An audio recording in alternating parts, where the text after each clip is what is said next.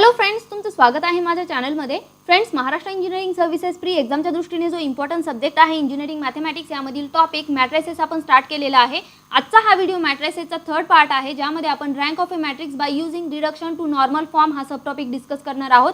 तर आजचे lecture start करण्यापूर्वी या यूट्यूब चॅनलवरील व्हिडिओ अपडेट्स मिळवण्यासाठी तुम्ही माझा टेलिग्राम चॅनल जॉईन करू शकता। टेलिग्राम चॅनलची लिंक डिस्क्रिप्शन बॉक्समध्ये देण्यात आलेली आहे। त्याचप्रमाणे महाराष्ट्र इंजिनिअरिंग सर्व्हिसेस प्री एक्झामसाठी इंजिनिअरिंग मॅथमॅटिक्स या सब्जेक्टच्या नोट्स तुम्हाला पीडीएफ फॉर्मॅटमध्ये हवे असतील तर डिस्क्रिप्शन बॉक्समध्ये दिलेल्या लिंकवर क्लिक करून तुम्ही या नोट्स परचेस करू शकता। सो आजचे लेक्चर आपण या ठिकाणी स्टार्ट करूया।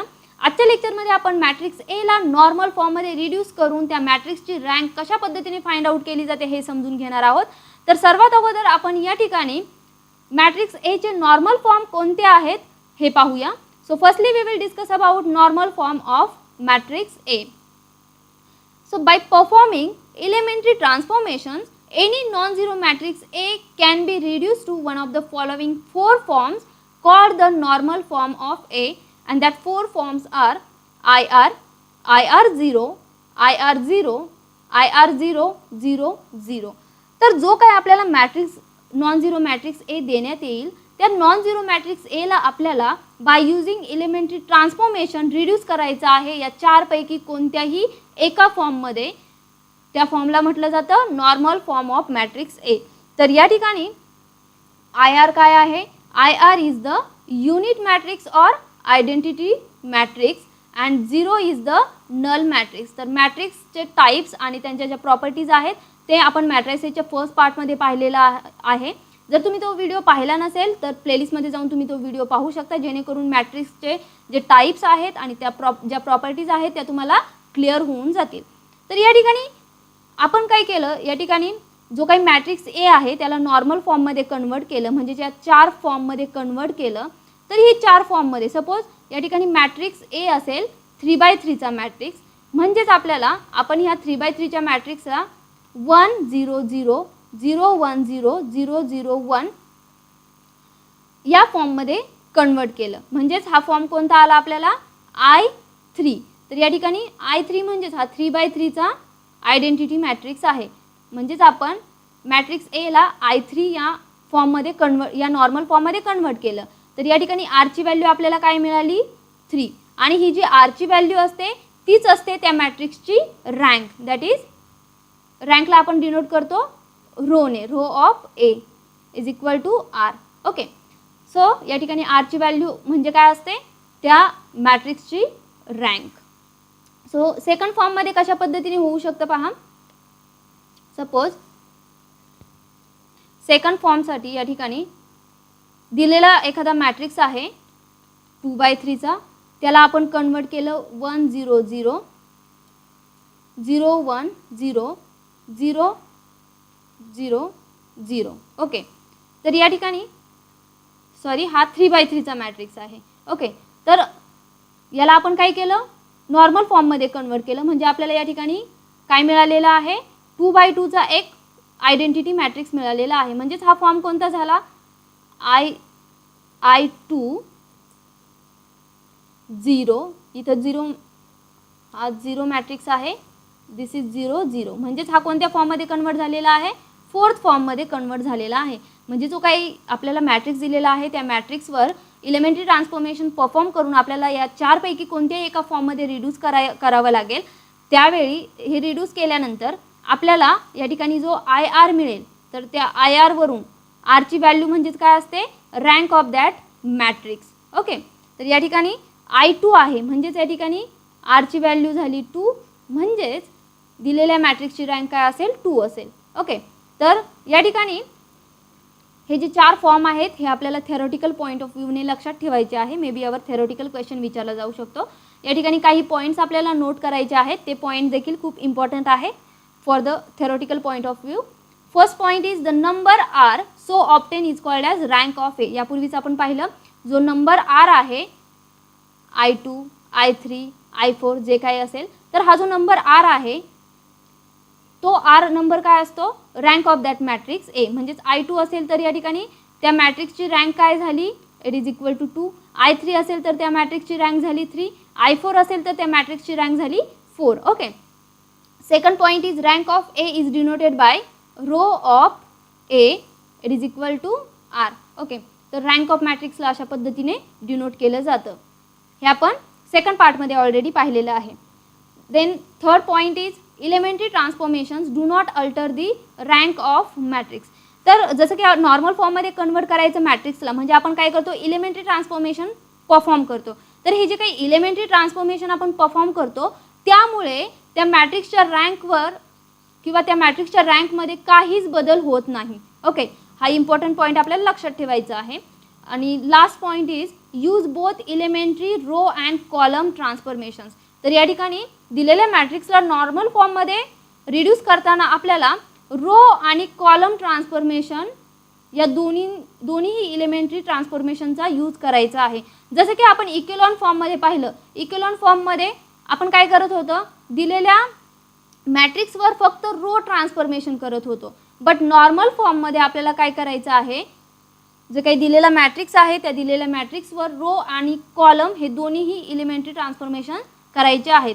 तर for theoretical point of view these all points are very important. Okay, may be यावर थेरोटिकल क्वेश्चन विचारला जाऊ शकतो. आता यावरील सॅम्पल क्वेश्चन आपण पाहूया. हे दोन्ही जे सॅम्पल क्वेश्चन आपण या ठिकाणी घेणार आहोत हे दोन्ही क्वेश्चन खूप इम्पॉर्टंट आहेत. Okay, so first question is given that reduce the following matrix to its normal form and hence find its rank where A is equal to 1 1 1 2 minus 3 4 3 minus 2 3. तर या ठिकाणी आपल्याला काय विचारलेलं आहे, दिलेला जो मॅट्रिक्स आहे त्याला नॉर्मल फॉर्ममध्ये आपल्याला रिड्यूस करायचा आहे आणि त्यावरून त्या मॅट्रिक्सची रँक फाइंड आउट करायची आहे. म्हणजेच आपल्याला या ठिकाणी IR किंवा IR0 किंवा IR0 किंवा IR000 या चारपैकी कोणत्याही एका फॉर्ममध्ये दिलेल्या मॅट्रिक्सला रिड्यूस करायचा आहे. आता ज्यावेळी आपण रो आणि इलेमेंटरी ट्रान्सफॉर्मेशन करू या ठिकाणी त्यावेळी आपल्याला फायनल आन्सर ज्यावेळी येईल त्यावेळी कळेल की नेमकं ह्या चारपैकी कोणत्या फॉर्ममध्ये दिलेला मॅट्रिक्स रिड्यूस झालेला आहे. सो आता या ठिकाणी आपल्याला नॉर्मल फॉर्ममध्ये परमिशन आहे, आपण रो ट्रान्सफॉर्मेशन करू शकतो आणि कॉलम ट्रान्सफॉर्मेशन देखील करू शकतो. सो सिम्पली आपल्याला आयडेंटिटी मॅट्रिक्समध्ये आपण कन्वर्ट करत असतो, त्यानुसार आपण या ठिकाणी ऑपरेशन्स करणार आहोत. So perform firstly R2 minus 2R1. तरी आता काय करूया, आपण सेकंड रो आणि थर्ड रो मधले जे 2 आणि 3 आहे यांना 0 करूया. म्हणजे या ठिकाणी आयडेंटिटी मॅट्रिक्सची जी फर्स्ट कॉलम आहे तो आपल्याला मिळून जाईल. Okay, so R2 minus 2R1 and R3 वर ऑपरेशन करतोय R3 मायनस 3R1. ओके, आता हे ऑपरेशन्स केल्यानंतर आपल्याला मॅट्रिक्स ए काय मिळेल A is equivalent to. Okay, ज्यावेळी आपण या ठिकाणी ऑपरेशन्स करायला सुरुवात करतो, इलेमेंटरी ट्रान्सफॉर्मेशन करणं सुरू करतो त्यावेळी equal to sign is equivalent to होतं. ओके, सो या ठिकाणी first row as it is राहणार आहे बिकॉज आपण फर्स्ट रोवर कोणतेही ऑपरेशन करत नाही आहे. सेकंड रोवर आपण ऑपरेशन करतोय R2 minus 2R1. So 2 minus 2 या ठिकाणी होईल 0. सेकंड रो आपल्याला मिळेल बाय परफॉर्म दिस रो ट्रान्सफॉर्मेशन 0 मायनस 5 2 आणि थर्ड रोवर आपण ऑपरेशन करतोय R3 minus 3R1. So 3 minus 3 0 minus 5 0. Okay, so आता आपल्याला आयडेंटिटी मॅट्रिक्सच्या नुसार या ठिकाणी फर्स्ट कॉलम 1 0 0 मिळालेला आहे. ओके, आता आपण काय करूया, हे फर्स्ट रोला देखील 1 0 0 मध्ये कन्वर्ट करूया. म्हणजे आपल्याला या ठिकाणी काय करावं लागेल, कॉलमवर ऑपरेशन करावे लागतील. जसं की C2 कॉलमवर आपण कशा पद्धतीने ऑपरेशन करू शकतो, C2 minus C1 and C3 कॉलमवर कशा पद्धतीने ऑपरेशन करू शकतो, C3 मायनस C1. तर हे या कॉलमवर ऑपरेशन्स केल्यानंतर आपल्याला या ठिकाणी मिळेल first column as it is राहणार आहे बिकॉज फर्स्ट कॉलमवर आपण कोणतेच ऑपरेशन करत नाही आहे. सेकंड कॉलमवर आपण ऑपरेशन केलेलं आहे C2 minus C1. So 1 minus 1 0 minus 5 minus 0 minus 5 here minus 5 1 minus 1 0 2 0. Okay, so आता आपल्याला आयडेंटिटी मॅट्रिक्सनुसार फर्स्ट रो आणि फर्स्ट कॉलम मिळालेली आहे. आता या ठिकाणी बाकीचे चेंजेस आपल्याला करायचे आहे. सो सपोज या ठिकाणी जो कॉलम सेकंड कॉलम आहे, सेकंड कॉलम C2 या ठिकाणी -5 आहे. सो C2 वर आपण ऑपरेशन केलं -1/5 C2 आणि या ठिकाणी C3 वर आपण ऑपरेशन करू शकतो. C3 वर कशा पद्धतीने ऑपरेशन करू शकतो 1/2 C3. ओके, सो त्यानुसार आपल्याला A इज इक्विव्हॅलंट टू मिळेल. या ठिकाणी first row as it is राहणार आहे because first column as it is राहणार आहे बिकॉज फर्स्ट कॉलमवर आपण कोणतेही ऑपरेशन करत नाही. सेकंड कॉलमवर आपण ऑपरेशन करतो. या ठिकाणी सेकंड कॉलमला आपण -5 ने डिवाइड केलेला आहे. सो आपल्याला या ठिकाणी मिळेल 0 या ठिकाणी 1 1 हिअर 0 1 0. ओके, सो आता या ठिकाणी आपण नेक्स्ट ऑपरेशन करणार आहोत R3 वर. सो R3 वर आपण कशा पद्धतीने ऑपरेशन करू शकतो R3 - R2. तर या ठिकाणी R3 वर ऑपरेशन केल्यानंतर A काय मिळेल A is equivalent to first row as it is राहणार आहे, सेकंड रो देखील ॲज इट इज राहणार आहे आणि थर्ड रो काय होईल 0 0 -1. Okay, because R3 - R2. आता आपण काय करूया या ठिकाणी कॉलम C3 वर C3 - C2 हे ऑपरेशन केलं तर आपल्याला C3 कॉलम काय मिळेल. First 2 column as it is राहणार आहेत बिकॉज आपण त्यांच्यावर कोणतंच ऑपरेशन केलेलं नाही आहे. So C3 - C2 0 - 0 0 1 - 1 0 -1 -0 -1. तर या ठिकाणी आपण पाहू शकतो 1 0 0 0 1 0 0 0 -1 अशा फॉर्ममध्ये आपल्याला मॅट्रिक्स मिळालेला आहे. ओके, तर या ठिकाणी आपल्याला -1चा काय पाहिजे +1 पाहिजे. म्हणजेच आपण या ठिकाणी R3 ला काय करू शकतो -1 ने मल्टिप्लाय करू शकतो. तर आपल्याला या ठिकाणी A काय मिळेल मॅट्रिक्स A रिड्यूस होईल 1 0 0 0 1 0 0 0 1. तर हा आपल्याला काय मिळालेला आहे this is the identity matrix.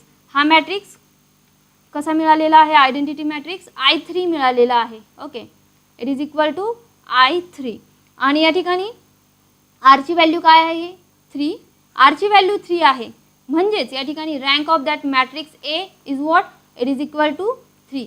तर अशा पद्धतीने आपण नॉर्मल फॉर्ममध्ये कन्वर्ट करतो आणि रो आणि कॉलम ट्रान्सफॉर्मेशन केले जातात. यामध्ये R ची व्हॅल्यू असते या ठिकाणी rank of that matrix. Okay, so या ठिकाणी दिलेला जो मॅट्रिक्स आहे त्याला आपण I3 या नॉर्मल फॉर्ममध्ये कन्वर्ट केलेला आहे. ओके, सो हा जो मॅट्रिक्स आहे याला नॉर्मल फॉर्ममध्ये कशा पद्धतीने सॉल्व करायचं हे स्टेप बाय स्टेप तुम्हाला लक्षात ठेवायचं आहे. एक्झाममध्ये तुम्हाला हे अप्लाय करायची गरज नाही आहे because by using echelon form किंवा बाय युजिंग मायनर मेथड आपण अशा पद्धतीच्या क्वेश्चनचा आन्सर इझिली फाइंड आउट करू शकतो. पण रँक फाइंड आउट करू शकतो आपण easily by using echelon form and minor method. तर त्या दोन मेथड आपण रँक फाइंड आउट करण्यासाठी यूज करू शकतो. बट हा जो फॉर्म आहे यावर थेरोटिकल क्वेश्चन विचारला जाऊ शकतो. सो त्या दृष्टीने तुम्हाला प्रोसिजर माहीत असणं गरजेचं आहे. आता यावरील नेक्स्ट पाहूया आपण. हा देखील खूप इम्पॉर्टंट टॉपिक आहे. Finding non singular matrices P and Q such that PAQ is in normal form.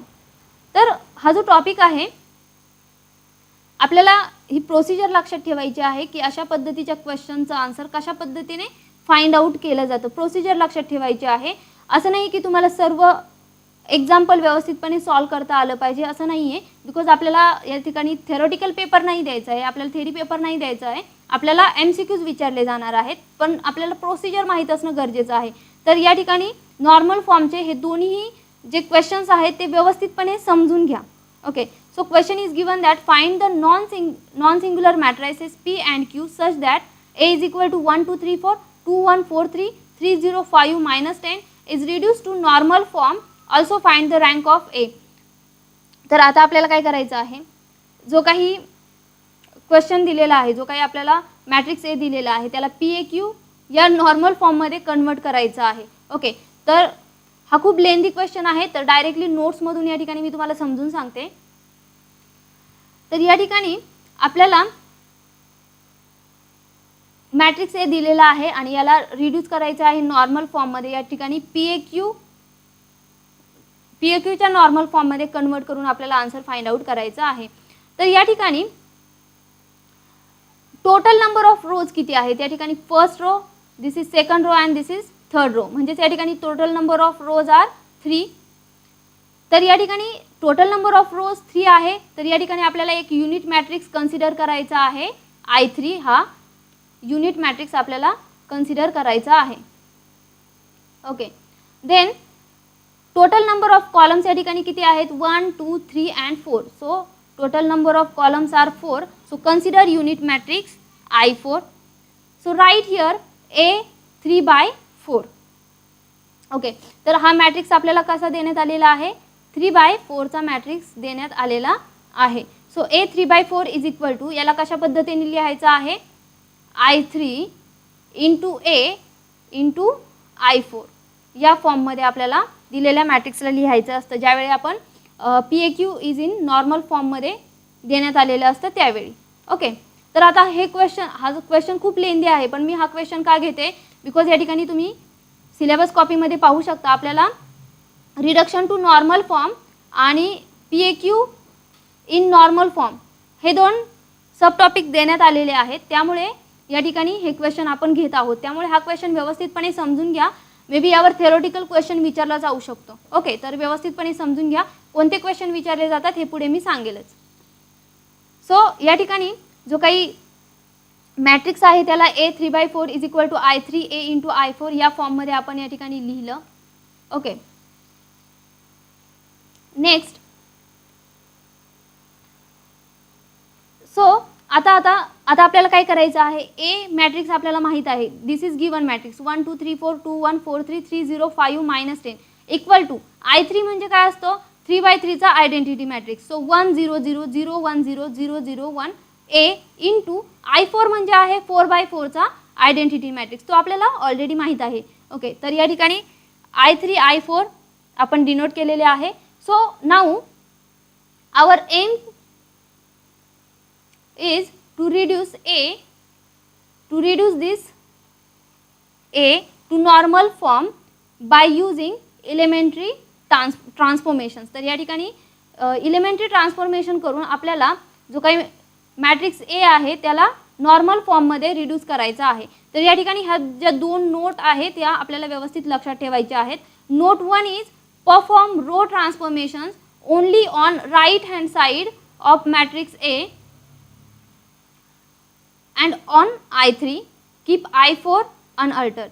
So ज्यावेळी आपण रो ट्रान्सफॉर्मेशन करतो त्यावेळी आपल्याला काय करायचे आहे? जे रो ट्रान्सफॉर्मेशन असणार आहे ते मॅट्रिक्स Aच्या राईट हँड साईडला आणि या जो काही 3/3चा आयडेंटिटी मॅट्रिक्स देण्यात आलेला आहे त्या I3 मॅट्रिक्सवर करायचा आहे. त्यावेळी आपल्याला I4 जो आहे तो ॲज इट इज ठेवायचा आहे. म्हणजेच आपल्याला रो ट्रान्सफॉर्मेशन करताना I3 वर मॅट्रिक्स Aच्या राईट हँड साईडवर आणि I3 वर ऑपरेशन्स करायचे आहेत.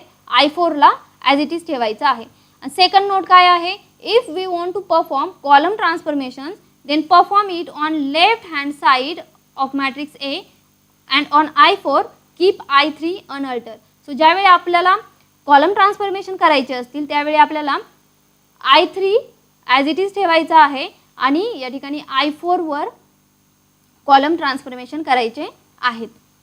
ओके, आता आपण हे ज्या 2 नोट्स आहेत या दिलेल्या क्वेश्चनसाठी अप्लाय करणार आहोत.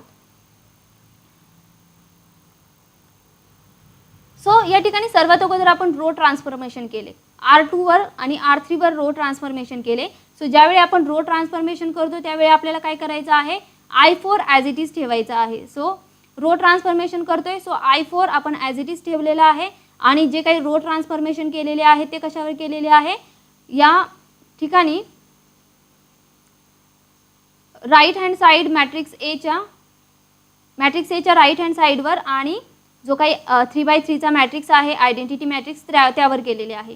नाऊ नेक्स्ट, आता या ठिकाणी आपण ठरवलं की आपल्याला कॉलम ट्रान्सफॉर्मेशन करायचे आहेत नेक्स्ट स्टेपमध्ये. तर या ठिकाणी कॉलम ट्रान्सफॉर्मेशन करताना आपण काय केलेलं आहे? जे काही 3/3चा मॅट्रिक्स आहे हा 3/3चा आयडेंटिटी मॅट्रिक्स त्याला ॲज इट इज ठेवलेला आहे आणि आपण या ठिकाणी कॉलम ट्रान्सफॉर्मेशन अप्लाय केलेलं आहे फक्त या ठिकाणी 4x4च्या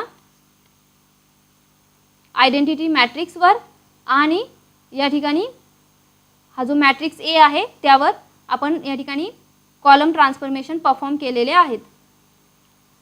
ओके, हे झालं कॉलम ट्रान्सफॉर्मेशन. नेक्स्ट स्टेपमध्ये आपण विचार केला की आता आपण रो ट्रान्सफॉर्मेशन करणार आहोत. तर रो ट्रान्सफॉर्मेशनमध्ये पुन्हा काय करणार, जो काही 4x4चा मॅट्रिक्स आहे त्याला आपण ॲज इट इज ठेवणार आणि रो ट्रान्सफॉर्मेशन अप्लाय करणार फक्त आयडेंटिटी मॅट्रिक्स 3x3 वर आणि जो काही मॅट्रिक्स ए आहे त्यावर. तर हे काय करतोय आपण नेमके, हे रो आणि कॉलम ट्रान्सफॉर्मेशन काय करतोय, कशासाठी करतोय, तर यासाठी आपल्याला हा जो लेफ्ट हँड साईडला हा जो मॅट्रिक्स आहे मॅट्रिक्स ए, या मॅट्रिक्सला आपल्याला काय करायचं आहे, आयडेंटिटी मॅट्रिक्समध्ये कन्वर्ट करायचं आहे, म्हणजेच नॉर्मल फॉर्ममध्ये कन्वर्ट करायचं आहे या लेफ्ट हँड साईडच्या मॅट्रिक्सला. सो त्यासाठी आपण या ठिकाणी रो आणि कॉलम ट्रान्सफॉर्मेशन करत आहोत. ओके, आता नेक्स्ट स्टेपमध्ये आपण ठरवलं तर या ठिकाणी आपण पाहू शकतो 1 0 0 0 1 0 0 या ठिकाणी रो आणि कॉलम आपल्या आयडेंटिटी मॅट्रिक्सच्या स्टेपमध्ये कन्वर्ट झालेले आहे. आता नेक्स्ट स्टेपमध्ये आपण ठरवलं बाय परफॉर्म रो ट्रान्सफॉर्मेशन करायचं ठरवलं. तर ज्यावेळी रो ट्रान्सफॉर्मेशन करायचं ठरवतो त्यावेळी आपण काय करतो, जो काही I4 मॅट्रिक्स 4x4चा मॅट्रिक्स आहे त्या मॅट्रिक्सला ॲज इट इज ठेवणार आणि या ठिकाणी रो ट्रान्सफॉर्मेशन करणार I3 मॅट्रिक्सवर आणि या matrix ever. Okay, now next स्टेपमध्ये हे जे आपण रो आणि कॉलम ट्रान्सफॉर्मेशन जे करतोय हे आपण आपल्या मनानुसार करू शकतो. फक्त आपला एम काय आहे, हा जो मॅट्रिक्स ए आहे, जो दिलेला मॅट्रिक्स ए आहे त्या मॅट्रिक्सला आपल्याला नॉर्मल फॉर्ममध्ये कन्वर्ट करायचं आहे. जे काही 4 फॉर्म दिलेले आहेत मॅट्रिक्स एचे नॉर्मल फॉर्म, ते 4 पैकी कोणत्याही एका फॉर्ममध्ये रिड्यूस करायचं आहे. ओके, सो नेक्स्ट स्टेपमध्ये आपण ठरवलं जे काही सेकंड कॉलम जो आहे. ओके, या ठिकाणी हा जो सेकंड कॉलम आहे या सेकंड कॉलममधून आपण काय करणार, second column minus third column करणार. सो या ठिकाणी आपल्याला व्हॅल्यू काय मिळेल, 0 मिळेल. ओके, सो या ठिकाणी आपल्याला व्हॅल्यू 1 मिळालेली आहे. सो ज्यावेळी कॉलम ट्रान्सफॉर्मेशन करतो त्यावेळी आपण काय करतो, I3 ॲज इट इज ठेवतो आणि या ठिकाणी मॅट्रिक्स एच्या लेफ्ट हँड साईडवर आणि जे काही I3 आहे I4 वर या ठिकाणी कॉलम ट्रान्सफॉर्मेशन करतो. नाऊ नेक्स्ट,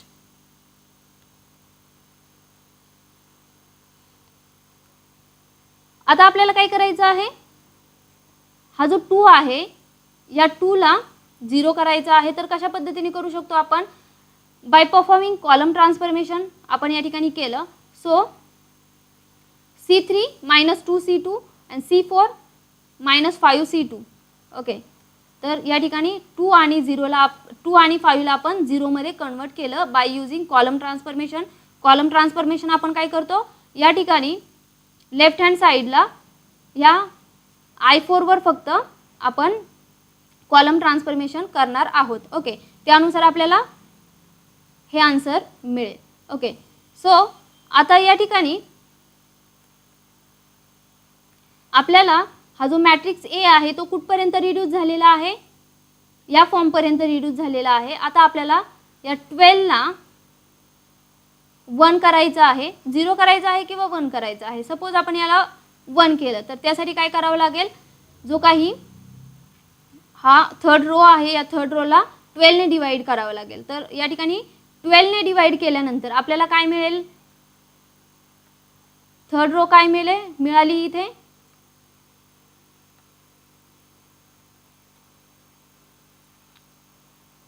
तर या ठिकाणी थर्ड रो आपल्याला 1 मिळालेली आहे. रो ट्रान्सफॉर्मेशन करतोय, रो ट्रान्सफॉर्मेशनच्या वेळी आपण काय करतो, I3 जो मॅट्रिक्स आहे त्यावर या ठिकाणी ऑपरेशन परफॉर्म करतोय. नाऊ नेक्स्ट स्टेपमध्ये आपण काय केलं, C3 आणि C4 कॉलम जे आहेत त्यांना इंटरचेंज केलं. सो त्यावेळी आपल्याला या ठिकाणी हा जो मॅट्रिक्स मिळालेला आहे तो कसा मिळालेला आहे, I3 मॅट्रिक्स मिळालेला आहे. 1 0 0 0 1 0 0 0 1. तर या ठिकाणी आपण जो काही मॅट्रिक्स ए होता त्याला रिड्यूस केलेला आहे I30 या नॉर्मल फॉर्ममध्ये. इट इज इक्वल टू, या ठिकाणी ए माहीत आहे आपल्याला, ए ॲज इट इज ठेवलेला आहे. या ठिकाणी हा जो मॅट्रिक्स मिळालेला आहे त्याला आपण म्हटलं पी, आणि हा जो मॅट्रिक्स आहे सेकंड मॅट्रिक्स तो आहे क्यू. तर या ठिकाणी आपल्याला दिलेला मॅट्रिक्स ए चा नॉर्मल फॉर्म मिळालेला आहे I30 is equal to PAQ. तर या ठिकाणी PAQ काय आहे? PAQ is in the normal form. Okay, so here I30 या फॉर्ममध्ये आपल्याला हा नॉर्मल फॉर्म मिळालेला आहे. म्हणजेच या ठिकाणी 3 काय असेल? 3 is the rank of given matrix. म्हणजे row of A is equal to 3, rank of matrix A आपल्याला 3 मिळालेला आहे. पी ची व्हॅल्यू या ठिकाणी आपल्याला मिळालेली आहे 1 0 0 2 -1 0 -1/12 1/6 -1/12, आणि क्यू ची व्हॅल्यू देखील आपल्याला मिळालेली आहे. तर या ठिकाणी पी आणि क्यू कशा आहेत? नॉन सिंग्युलर मॅट्रायसेस आहेत. आणि या ठिकाणी पी आणि क्यू कसे आहेत? ते युनिक नाही आहेत, ते कसे आहेत? डिफरंट आहेत. तर या ठिकाणी आपण याचा चेक देखील घेऊ शकतो, आपला आन्सर राईट आहे की रॉंग आहे यासाठी. सो पी आणि क्यूच्या व्हॅल्यू आपल्याला माहीत आहे. सो पी इंटू ए आपण फाइंड आउट करू शकतो. पी आपल्याला माहीत आहे, आपण या ठिकाणी फाइंड आउट केलेला आहे. ए म्हणजे जो काही आपला ओरिजिनल आपल्याला मॅट्रिक्स देण्यात आलेला होता ए, तो मॅट्रिक्स आपल्याला माहीत आहे. यांचं कॅल्क्युलेशन केल्यानंतर आपल्याला पी इंटू ए मिळालं. पी इंटू एला आपण क्यूने मल्टिप्लाय केलं. क्यू आपण या ठिकाणी फाइंड आउट केलेला होता. सो पी इंटू ए इंटू क्यू, याचा आन्सर आपल्याला मिळालेला आहे 1 0 0 0 0 1 0 0 0 0 1 0. सो PAQ आपल्याला मिळालेला आहे PAQ is equal to I30 and PAQ is equal to I. So I30 म्हणजेच या ठिकाणी आयडेंटिटी मॅट्रिक्स मिळालेला आहे. तर आपला या ठिकाणी चेक काय आहे? चेक ओके आहे. ओके, तर अशा पद्धतीने आपल्याला या ठिकाणी थेरोटिकल पार्ट लक्षात ठेवायचा आहे. ओके, काय लक्षात ठेवायचं आहे? नोट्समध्ये ऑलरेडी हे देण्यात आलेलं आहे. ही जी नोट आहे PAQ या नॉर्मल फॉर्ममध्ये कन्वर्ट करायचं असेल त्यावेळी ह्या ज्या 2 नोट आहेत या इम्पॉर्टंट आहे. आपण ज्यावेळी रो ट्रान्सफॉर्मेशन करतो त्यावेळी जे काही मॅट्रिक्स हे आहे त्याच्या राईट हँड साईडला आणि I3 मॅट्रिक्सवर रो ट्रान्सफॉर्मेशन करतो त्यावेळी आपण I4ला काय करतो? ॲज इट इज प्लेस करतो. आणि ज्यावेळी आपण कॉलम ट्रान्सफॉर्मेशन करतो त्यावेळी आपण काय करतो? मॅट्रिक्स एच्या लेफ्ट हँड साईडवर आणि I4वर ऑपरेशन परफॉर्म करतो आणि I3 अनअल्टर ठेवतो. ओके, तर हे सर्व तुम्ही या क्वेश्चनला कशा पद्धतीने सॉल्व करायचं यावरून समजून घ्या. बिकॉज एवढा लेंदी क्वेश्चन एक्झाममध्ये विचारला जाणार नाही आहे. बाय युजिंग या ठिकाणी minor method, okay, minor method आणि इकेलॉन फॉर्म मेथड जे आहेत या 2 मेथडचा यूज करून आपण इझिली मॅट्रिक्सची रँक फाइंड आउट करू शकतो. बट नॉर्मल फॉर्मसाठी आपल्याला काय करायचं आहे? जो इम्पॉर्टंट थेअरी पार्ट आहे तो लक्षात ठेवायचा आहे. तर थिअरॉटिकल क्वेश्चन विचारले जाण्याची शक्यता जास्त आहे या नॉर्मल फॉर्मवर. पण याचा अर्थ असा नाही की तुम्हाला निग्लेक्ट करायचा आहे. तो जो टॉपिक आहे तो ऑप्शनला ठेवू नका, त्याचा देखील तुम्ही स्टडी करा. आणि मायनर मेथड आणि इकेलॉन फॉर्म या 2 पैकी कोणत्याही एका मेथडचा यूज तुम्ही त्या मॅट्रिक्सची रँक फाइंड आउट करण्यासाठी करू शकता. तर या ठिकाणी आपण जो काही PAQ इज इन नॉर्मल फॉर्ममध्ये ज्यावेळी असेल त्यावेळी ए इनवर्स फाइंड आउट करू शकतो. तर यावर देखील क्वेश्चन विचारला जाऊ शकतो. सो कशा पद्धतीने विचारला जाऊ शकतो पहा. To obtain A inverse by finding non singular matrices P and Q such that PAQ is in normal form. So या ठिकाणी P आणि Q हे 2 नॉन सिंग्युलर मॅट्रायसेस आपल्याला दिलेले असतील त्यावेळी आपल्याला ए इनवर्स फाइंड आउट करायला सांगितला. तर कशा पद्धतीने फाइंड आउट करू शकतो? सो या ठिकाणी स्पेशल नोट काय आहे? If A is square matrix then we get 2 non singular matrices P and Q such that PAQ is equal to I. So PAQ is equal to आपल्याला माहीत आहे normal फॉर्ममध्ये असेल तर PAQ इज इक्वल टू काय असतं? It is equal to identity matrix. Okay, so या ठिकाणी आपल्याला ए इनवर्स काय मिळणार आहे? A inverse is equal to Q into P. तर ए इनवर्सचा हा जो फॉर्म्युला आहे हा लक्षात ठेवायचा आहे. Maybe your theoretical question विचारला जाऊ शकतो. Where provided A is non singular matrix.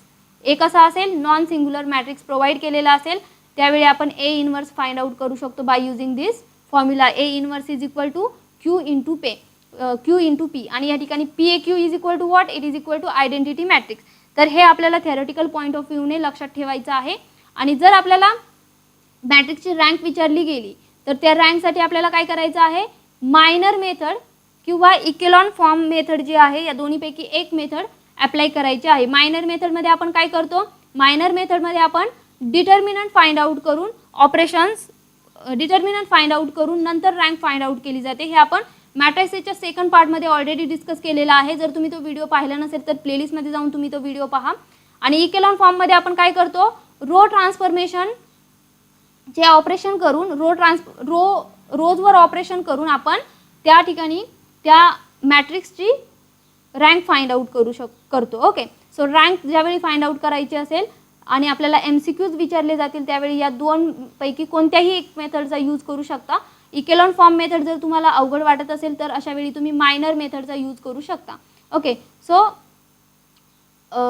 त्याचप्रमाणे हे जे नॉर्मल फॉर्मचे हे 4 फॉर्म जे आहेत हे आपल्याला लक्षात ठेवायचे आहे for the theoretical point of view. तर अशा पद्धतीने आपण मॅट्रिसेसचा थर्ड पार्ट या ठिकाणी कंप्लीट केलेला आहे. जर तुम्हाला हा व्हिडिओ हेल्पफुल ठरला असेल तर व्हिडिओला लाईक करा. इंजिनिअरिंग मॅथेमॅटिक्समध्ये मॅक्झिमम स्कोर तुम्हाला करायचा असेल तर तुम्हाला मॅक्झिमम प्रॅक्टिस करणं खूप गरजेचं आहे आणि तुमची मॅक्झिमम प्रॅक्टिस व्हावी या दृष्टीने इंजिनिअरिंग मॅथेमॅटिक्सच्या नोट्स डिझाईन करण्यात आलेल्या आहेत. त्या नोट्सची लिंक डिस्क्रिप्शन बॉक्समध्ये देण्यात आलेली आहे. त्या लिंकवर क्लिक करून तुम्ही या नोट्स परचेस करू शकता. सो व्हिडिओ हेल्पफुल ठरला असेल तर व्हिडिओला लाईक करा, व्हिडिओ जास्तीत जास्त शेअर करा आणि चॅनलला सबस्क्राईब केलं नसेल तर चॅनलला